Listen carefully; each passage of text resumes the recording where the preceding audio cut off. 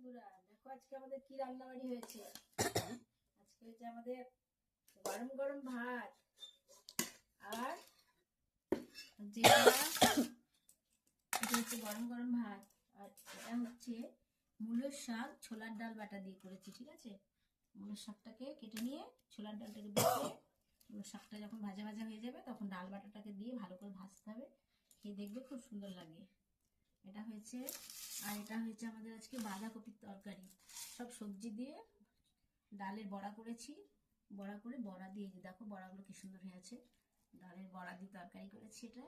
ঠিক আছে, আর এটা হয়েছে আমাদের আজকে মাগুর মাছের ঝোল, আলু দিয়ে ধনে পাতা দিয়ে করেছি। এটা মাগুর মাছের ঝোল, আর সঙ্গে আছে লেবু, নুন। ঠিক আছে, তোমরাও খেয়ে দেখবে, এরকম ভাবে মূলোর শাক রান্না করে খেতে খুব ভালো লাগে। ঠিক আছে, রাধে রাধে।